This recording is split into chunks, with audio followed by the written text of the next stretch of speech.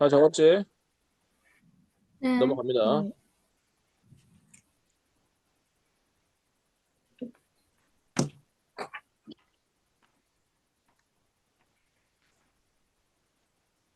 그 다음에 이거 녹화를 떴거든? 이게 녹음이 됐으려는가 모르겠는데, 그거 다 끝나면 이따가 저기 보내줄게. 동영상. 네. 자, 글에 관련된 자유시, 서정시, 형식 없고 정도 노래하고, 사색적. 대상을 물끄러미 바라보면서, 대상을 물끄러미 바라보는 것을 관조라 그래, 관조. 사색은 관조랑 같이 나와야 돼. 관조하면서 사색에 잠기는 거야. 깊은 생각에 잠기는 거지. 그러면서 보통 시에서는 깊은 생각 이후에 깨달음을 얻게 돼. 새로운 사실.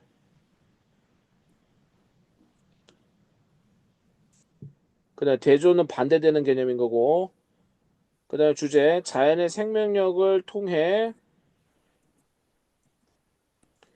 내면을 회복하게 된다. 어떻게? 절망에서 희망으로. 그러니까 박시봉처럼 화자의 생각, 정서나 태도가 달라진다라는 거야. 근데 그 이 시에서는 그 어떤 매개체가 있었던 거지. 연두색, 연두색이라는 그다음에 이파리. 자연의 생명력, 요게 이제 연두색 별을 말하는 거야.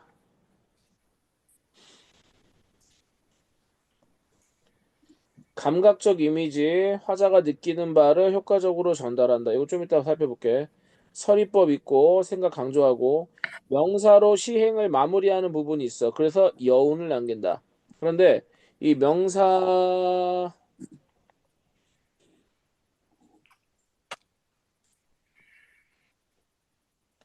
시행 종결,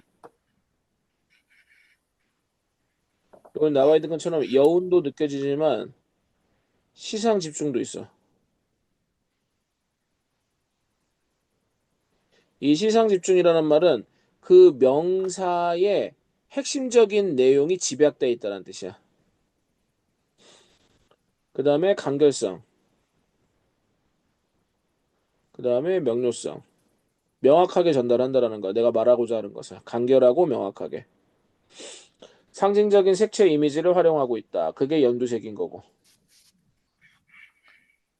그 연두색에서 생명력을 얻는 거지. 생명력을 느끼는 거고, 플러스 거기서 삶의 희망을 느낀다.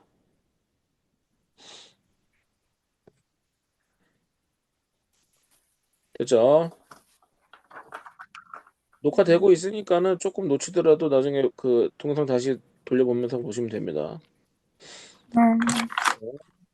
그 다음에 노쇠한 화자가, 늙고 병든 화자가 여름날 기차를 타고 가면서 요 기차가 그 작품 속에서 화자의 공간적 위치가 되는 거야. 그 다음에 생각을 고쳐먹게 되는 깨달음의 공간인 거고. 창밖의 연두빛 벼들의 모습을 보고. 근데 이거를 의도적으로 본 게 아니라 우연히 본 거야, 우연히. 우연한 목격. 그리고 나서 지난 날을 떠올리기도 하고, 젊음에 대해서 그리워하기도 하고, 생명에 대한 의지를 갖게 되기도 한다. 1번, 2번, 3번. 그래서 이 창밖의 연두빛 벼들은 회상의 매개체면서 과거를 떠올리게 하는 그 다음에 성찰의 매개체이기도 한 거야.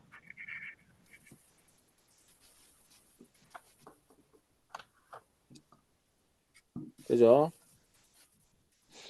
되게 병들고 늙어가지고 굉장히 지금 절망감에 빠져 있어. 우울해져 있고. 근데 거기에서 삶의 희망을 느끼게 된다라는 거야. 그죠? 시 내용은 그렇게 어렵지 않습니다. 나이덕 시가 그렇게 어렵지가 않아. 초등학생들도 이해할 수 있는 시야. 쉽습니다. 나이덕 시. 자, 앞으로 넘어갈게. 네. 떨리는 손으로 풀 죽은 김밥을 입에 쑤셔 넣고 있는 동안에도 이 김밥은 그냥 우리가 먹는 그 편의점 김밥 그 김밥이야. 근데 여기서 풀 죽은 손으로 떨리는 손으로 풀 죽은 김밥을 입에 쑤셔 넣고 있다. 여기서 풀 죽어 있다. 떨리고 있고 풀 죽어 있다. 요게 지금 무기력한.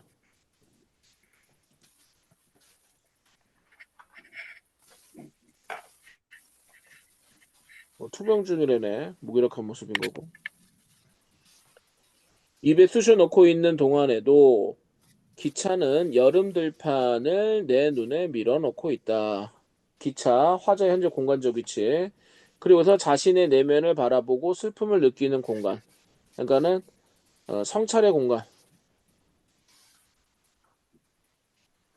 이게 성찰이라는 말이 무조건 반성하고 동의어로 보는 거 있는데 얘는 그냥 돌아보는 거야. 자신의 삶을.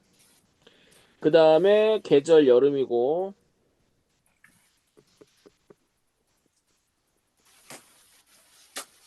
기차가 여름 들판을 내 눈에 밀어넣고 있다. 그러니까 이게 화자의 시야에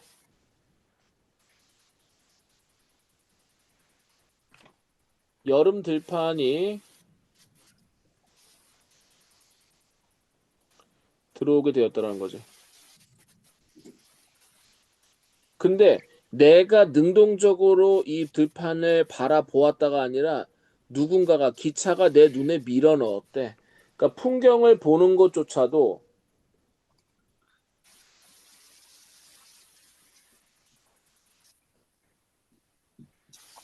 되게 추동적인 모습이다라는 거를 언급하는 거야. 이것은 곧 지금 화자의 현재 처지가 굉장히 무기력하다. 화자가 지금 아무것도 하기 싫다. 그냥 어거지로다가 그냥 풍경이 내 눈에 그냥 그 기차가 밀어 넣어 놓고 있다라는 거야. 연두빛 벼들이 눈동자를 찔렀다. 이 부분이 감각적임이지. 뭐 찔러가지고 아야 따끔하다 막 이런 게 아니라 연두빛 벼들이 내 눈에 들어왔고 이 찔렀다라는 것 자체는 통증이 있어야지만 이 찔렀다라는 말을 표현할 수 있는데 그러면서 각성이 시작되게 되는 거야. 각성. 따끔한 통증을 실제로 느낀 건 아닐 거야. 그런데 연두빛 벼들을 통해서 뭔가 새로운 생각을 하게 된다라는 거지. 그러면서 무기력하고 수동적이었던 화자가 이제 생각을 하게 돼. 성찰을 하게 되는 거야. 각성 시작, 성찰 시작. 들판은 왜 저리도 푸른가? 서리법. 여름 들판이 푸른 것에 대해서 궁금증을 갖기 시작하는 거지.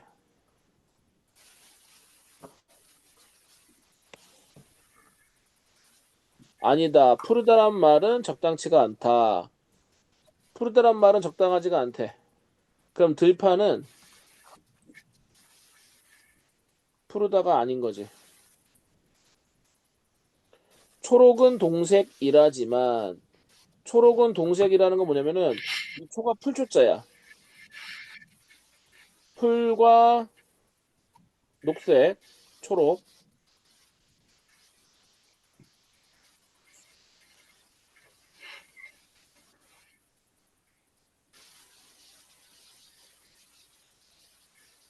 요거는 같은 색깔이라고 하지만 연두색은 내게 좀 다른 종족으로 여겨진다.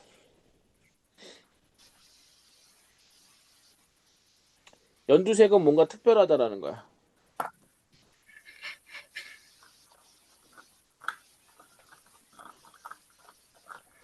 그래서 들판은 푸르다란 말은 어울리지가 않아. 연두색은 내게 좀 다른 종족으로 여겨진다. 자, 여기서 종결함이 반복 있고,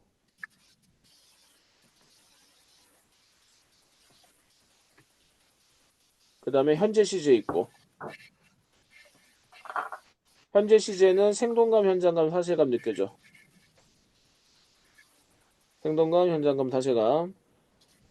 거기엔 아직 고개 숙이지 않은 출렁거림 또는 수렁거림 같은 게 남아있다.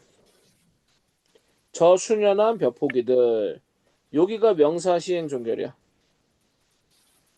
벼포기들. 명사로 시행 종결. 그래서 아까 여운 남기고 뭐 간결성, 명료성 이렇게 얘기했지. 그리고 여기에서 내겐 좀 다른 종족으로 여겨진다 하나. 거긴 아직 고개 숙이지 않은 출렁거림이 있다 둘. 또는 수렁거린 게 나타나 있다 셋. 저 수년한 벼포기들 넷.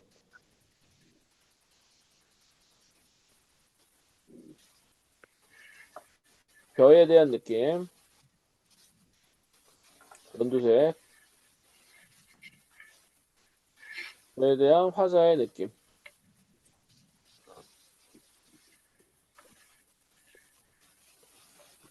대체적으로 여기서는 느낌이 생명력을 느끼는 거야, 생명력. 살아 숨쉬는 것 같은 생명력. 그런데 내 안은 왜 이렇게 어두운 걸까? 요 두 개가 서로 대조된다라는 거야. 벼포기들하고 내 마음이, 나의 내면이 대조되고 있다. 어두운 나의 내면과 대비되는 연두빛. 그래서 푸른색은 젊음과 생명력을 상징하고 나는 빛바라게 하려고 해도 쏟아지는 저 햇빛도 결국 어두워지면 빛바랄 거라고 중얼거리며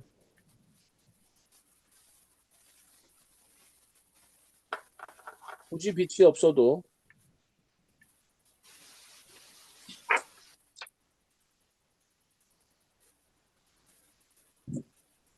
곧 나는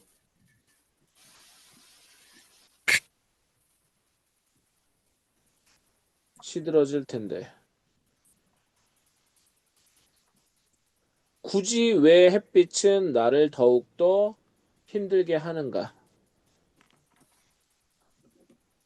이 부정적인 이미지 여기서 저 햇빛이 나를 더욱더 힘들게 하고 있다라는 거지. 김밥을 네 개째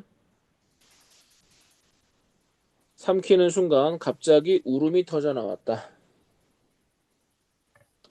여기가 전환점이야. 울음이 터져 나오는 점. 절망과 슬픔을 느끼다가 생명력에 대한 감정과 의지를 느끼면서 긍정적인 정서로 변화된다. 여기가 시상전환되는 부분. 아까 박시봉방에서 그러나 부분에 해당이 되는 거야.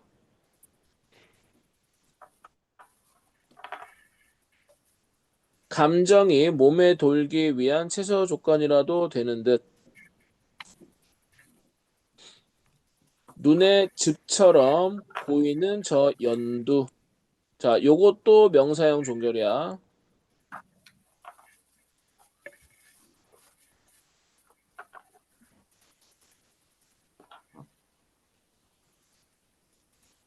그래, 깨달은 거지. 저 빛에 나도 두고 온 게 있지. 두고 온 게 무엇이다라는 거야. 화자가 잃어버린 생명력. 이제 그것을 회복하면 될 것 같아. 라고 얘기를 하는 거야. 기차는 여름 들판 사이로 오후를 달린다. 자, 여기까지. 질문 쉽죠? 네.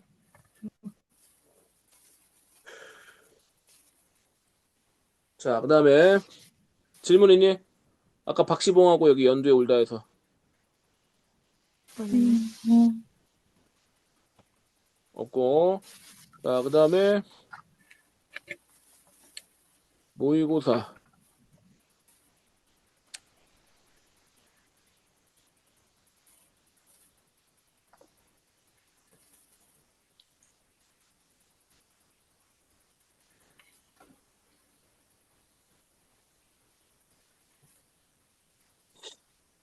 자, 모의고사 바로 할까? 아니면 여기까지 할래? 아니면 더, 저기 뭐 필요한 걸 얘기를 해봐. 모의고사. 모의고사 하는 게 낫지? 네. 음. 그러면은 내가 이거를 생각하기로를 이거를 문제를 이게 여기 쭉 읽어 나가면서 이제 여기에서 좀 이해 안 될 만한 애들을 내가 설명해 주려고 했거든. 그렇게 할게. 에, 네. 그리고 요거 하다가 또 좀 있으면 또 끊길 거야. 시간 네. 돼가지고. 그럼 그때 문제 네. 좀 풀어와봐. 요 5문제 설명해 줄게. 네.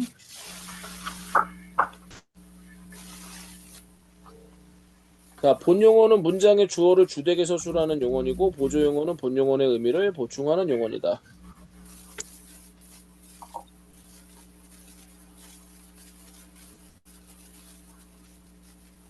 본용어는 문장의 주어를 주되게 서술하는 용언이고 근데 여기서 이 본용어는 서술어로 인정이 돼.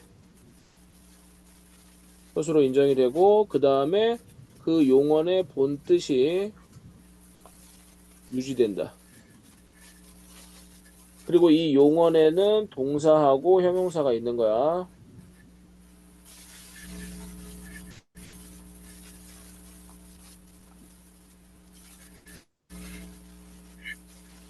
철수가 잔다. 얘 동사잖아. 얘 본뜻 유지되고 있지.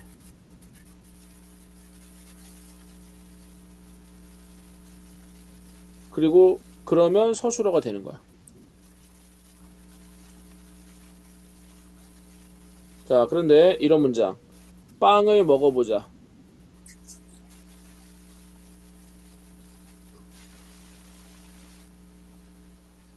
라고 했을 때 이 먹다는 본뜻이 유지되고 있어. 그래서 본용언이야.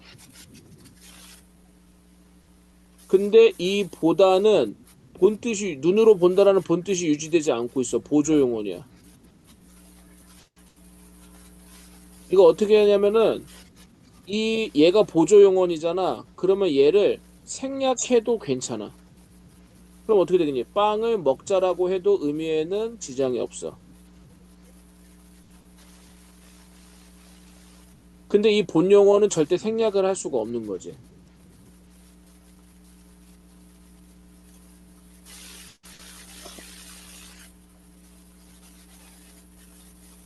되지?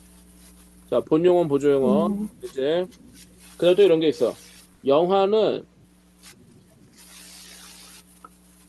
빵을 먹고 보자.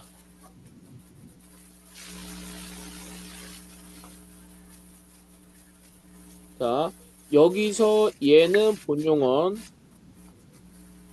얘도 여기서는 본용언이야. 왜냐? 얘 이때 보자는 눈으로 본다라는 의미가 살아 있어. 그래서 얘는 둘 다 본용언, 본용언이야. 그래서 이 문장에서는 얘도 서술어고 얘도 서술어야. 근데 얘네들을 어떻게 구분하냐면은 여기 A 문장하고 요 B 문장하고 둘 다 먹다와 보다가 들어가 있잖아. 근데 어떻게 본용어, 보조용어를 구분하느냐? 여기에 여기 먹다 뒤에다가 서를 붙여보는 거야. 서. 여기 뒤에다가 서를 붙여. 서를 붙였을 때 이 서를 붙이는 게 자연스러워. 그러면은 둘 다 본용어, 본용어냐. 그런데 A에서는 이 서를 붙이는 게 어색해. 그럼 이때 얘는 보조용언이 되고 얘만 본용언이 되는 거야. 서를 붙여보면 돼. 서. 됐죠? 자, 계속 본문 갑니다. 보조용어는 본용언의 의미를 보충해주는 용언이다. 그렇기 때문에 얘는 굳이 안 쓰여도 돼. 얘는 생략이 가능해.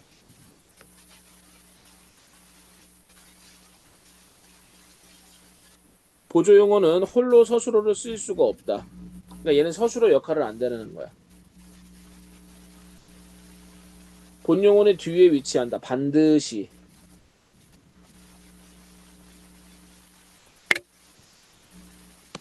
본용어만으로 나타내기 어려운 의미를 덧붙인다. 나는 그녀의 그림을 먹고 싶다네. 보고 싶다. 그녀가 사과를 한번 먹어보다. 이렇게 두 개의 문장이 있어. 지금 여기서 용언으로 볼 수 있는 애가 얘하고 얘야. 근데 아직 본용언하고 보조용언이 뭔지는 모르겠으나 무조건 앞에 있는 애가 본용언이야. 무조건 앞에 있는 애가 본용언이야.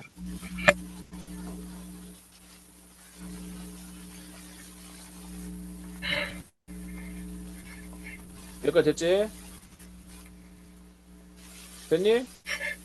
네.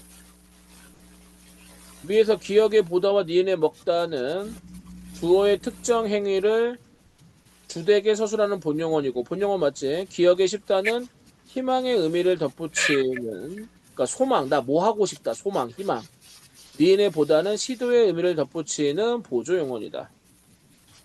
자 다시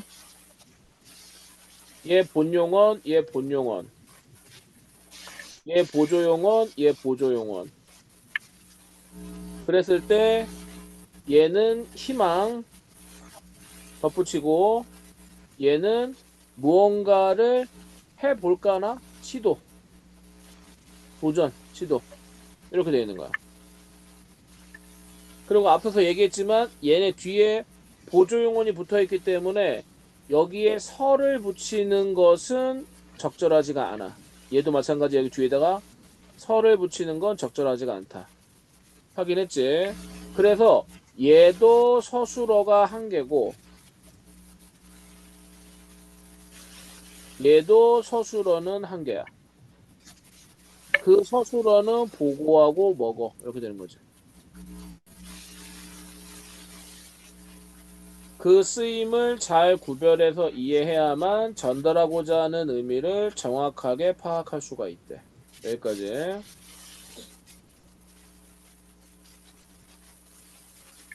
본용어과 보조용어를 위해 예사할 수 있듯이 의미를 기준으로 구별할 수 있으며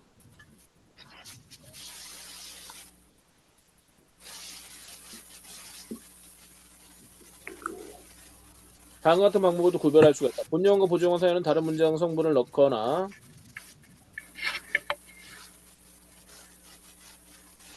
본용어하고 보조용어 사이에는 다른 문장 성분을 넣을 수가 없어. 행위나 작용의 선후 관계를 나타내주는 연결하면 아서 어서 이것도 넣을 수가 없어. 왜? 행위는 딱 하나밖에 없는 거니까. 예를 들어 니은의 먹어보다에서 먹어 아주보다. 자, 요거는 안 돼. 요거는 뭘 얘기해 주는 거야? 다른 문장 성분을 넣을 수가 없다라는 걸 보여주는 거야. 또는 먹어서 보다. 요 서가 부적절하지? 요건 요거 말하는 거야. 요 아서를 붙일 수가 없다. 먹고서 보다. 이것도 안 되고. 그렇게 하면은 보조형을 통해 전달하고자 하는 의미가 제대로 파악되지 않는다. 여기까지 되지? 네. 자, 이거 좀 이따 문제 풀어보고. 봐봐. 보조용어만으로 서술어를 구성할 수 있다. 틀렸지? 틀렸지? 자, 이런 식으로 풀어보는 거야. 자, 여기 보면은 요건 독해력이 필요해. 진행의 의미인지, 희망의 의미인지, 시도의 의미인지. 그 다음에 여기서는 이제 아서 어서 넣어보는 거야. 자, 요거 두 문제 11번, 12번 풀 수 있을 거야. 이따가 풀어봐봐. 잠깐 쉬는 타임 때. 그 다음에 13번 의미자질은 하나의 단어를 이루는 의미 구성 요소를 말한다. 의미자질이란 하나의 단어를 이루고 있는 의미 구성 요소들. 그게 한 개일 수도 있고 두 개일 수도 있고 세 개일 수도 있어. 의미자질은 플러스 마이너스의 형식으로 이야기를 할 수가 있어. 플러스 마이너스. 그게 뭔 말이냐? 요 플러스는 거기에 해당돼. 얘는 해당되지 않아.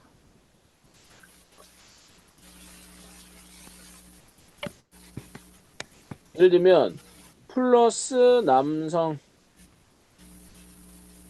이렇게 돼 있어. 그럼 이 말은 여성이란 뜻이야. 남자가 아니라는 뜻이겠지. 그죠? 그다음에 마이너스 뭐라 해야 될까? 뭐 마이너스 뭐 인간. 그럼 얘는 최소한 인간이 아니야. 이렇게 되는 거야.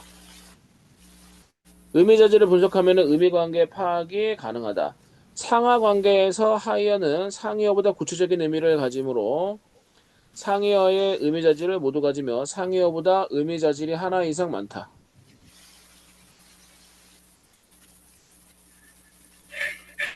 관의관계에 있는 단어들은 하나의 의미자질만 대립되고 나머지 의미자질은 동일하다. 이거 혹시 단어의 관계 나한테 배웠었니? 정규 수업 때. 아니요. 안 배웠지? 이거 자료 보내줄게. 이거 혹시 볼 수 있나 봐봐.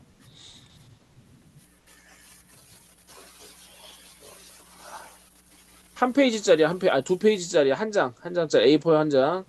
잠깐만.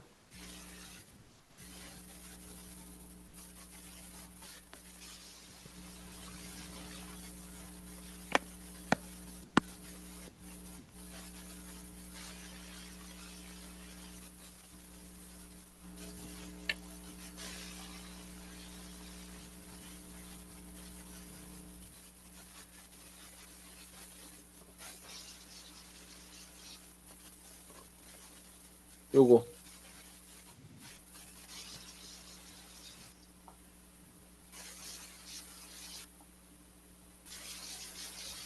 요거 지금 볼 수 있니? 네.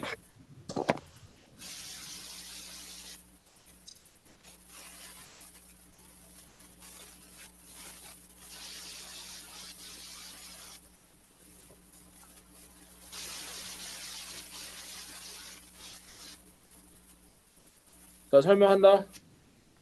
네. 어.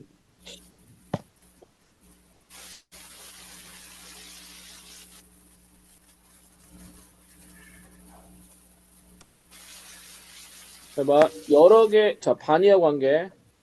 반대된다라는 거야. 잘 기억해야 돼. 얘는 여러 개의 공통점. 근데 단 한 개의 차이점. 손자하고 할머니는 반의어가 안 돼. 왜? 차이점이 두 개 이상이라서. 근데 손녀하고 할머니는 반의어가 돼. 왜? 차이점이 한 개, 세대. 그거 차이 나니까. 여기서 아까 플러스 마이너스 그거 언급할 수 있는 거야. 뭐 예를 들면은 할머니는 할머니는 예를 들면은 마이너스 남성. 그 다음에 그거 뭐라 해야 되나? 민증 안 나온 애들 뭐라 그러지? 아, 성인. 플러스 성인. 그 다음에 손녀. 마이너스 남성. 그 다음에 얘는 마이너스 성인. 봐봐. 공통점이 요거고 차이점이 요거야. 요거 하나밖에 없단 말이지. 그런데 손자 같은 경우에는 어때? 손자 같은 경우에는 플러스 남성. 그 다음에 마이너스 성인. 할머니하고 놓고 봤을 때 플러스 남성 마이너스 차이 다르지. 그 다음에 마이너스 성인 플러스 성인 다르지. 그래서 손녀하고 할머니 사이에서는 반의관계 성립하지만 손자하고 할머니 사이에서는 반의관계 성립이 안 된다라는 거야. 요 플러스 마이너스가 요런 걸로다가 물어볼 거야.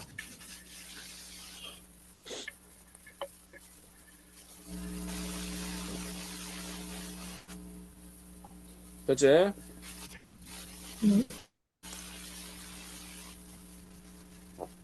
그다음에 요 반의어는 세 종류가 있어.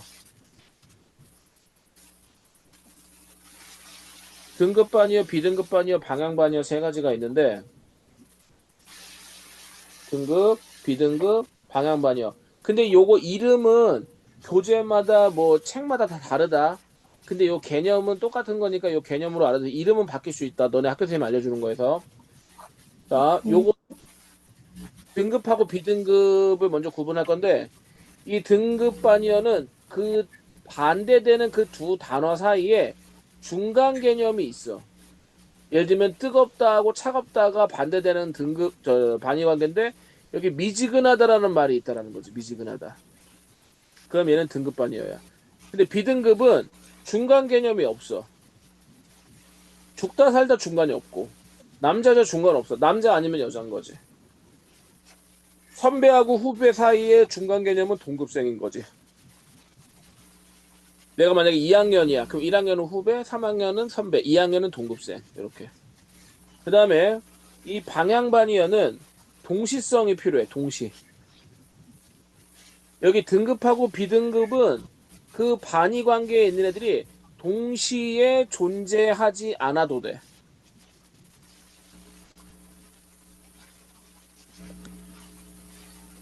근데 얘는 그 두 개의 반의어가 반드시 동시에 존재해야 돼.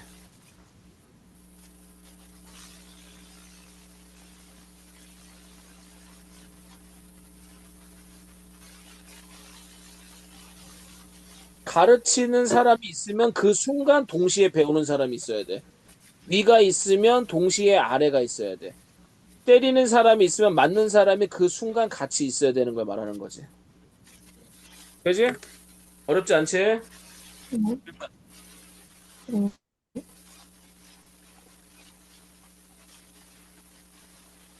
죽은 사람하고 산 사람이 같은 공간에 있을 필요 없잖아. 산 사람만 있을 수도 있는 거지. 그래서 얘는 방향반이가 안 되는 거야. 다음에 요거 하나 더 상위어하고 하위어. 아, 요 앞에는 동음이어고 다이어고 유의어 있는데 이거 지금 문제상에서 언급은 안 되는 것 같아서 요거 두 개만 하는 거다. 만약 필요하다면 정규 수업 때 설명해 달라고 해요. 네. 오래 안 걸리니까. 자, 네. 상위어하고 하위어. 상위어하고 하위어는 상의어 또는 상위어라고도 하고 하위어 또는 하의어라고도 해. 얘네들은 상대적 관점으로 해석한다. 왜냐? 자, 식물하고 꽃이 있어. 그때 식물하고 꽃 관계에서 꽃은 하위어야. 그런데 꽃하고 장미 관계에서는 꽃이 상위어가 되는 거지. 그래서 상대적 관점이야. 어떤 단어하고 비교되느냐에 따라서 상위어가 되기도 하고 하위어가 되기도 한다라는 거지. 그 다음에 거기 지금 방금 전에 우리가 그 문제 내에서 읽었던 부분인데 4분 남았네. 상위어는 포함하는 말이고 포괄적이야. 근데 하위어는 포함되는 말이고 상위어에 비해서 구체적이고 세부적이다. 되겠지? 그 다음에 저거 여기까지 쉬운 거고 이제 문제에서 어렵게 나올 수 있는 애들이 뭐냐면은 요 하위어는 반드시 상위어의 속성을 가진다.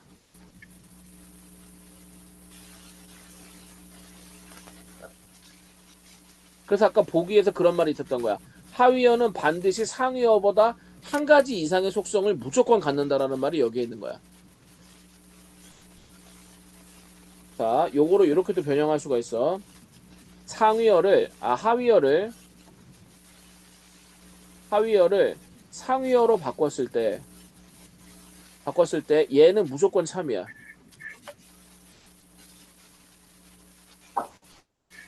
그런데 상위어를 하위어로 바꿨을 때 얘는 무조건 참이 되지 않아. 이게 뭔 말이냐? 해봐. 이것은 장미다. 이것은 꽃이다. 이건 무조건 참이야. 자, 이 장미가 하위어고 꽃이 상위어지. 그런데 얘를 바꿔서 이것은 꽃이다. 이것은 장미다.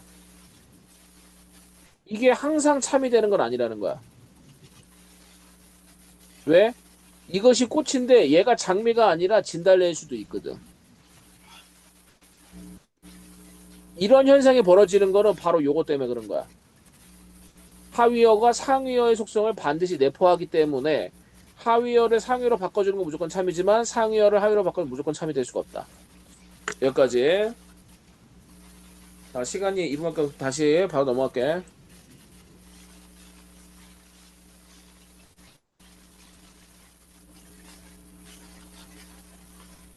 상하 관계에서 하위어는 사람다 구체적인 의미를 가지므로 상위어의 의미 자질을 모두 가지면 상위어보다 의미 자질이 하나 더 이상 많다. 방금 전에 했던 거야. 반의 관계에 있는 단어들은 하나의 의미 자질만 대립되고 나머지 자질은 동일하다. 이게 뭐야? 공통점은 여러 개, 단 하나만 차이점. 요 대립된다는 게 차이점이 딱 하나만 있고 나머지 여러 개는 공통점이다. 그 얘기야. 자, 요것도 풀어보시고요. 이거 봐봐. 플러스 인간, 인간이다. 여자, 인간이다. 여성이다. 숙녀, 인간이다. 여성이다. 성숙했다. 신사, 인간이다. 마이너스 여성은 여성이 아니다. 했다. 소녀, 인간이다. 그리고 여성이다. 근데 성인은 아니다. 이런 뜻으로 해석하면 되는 거야. 그 다음에 제기대명사하고 그 다음에 오른쪽에 하이소리 현상이거든.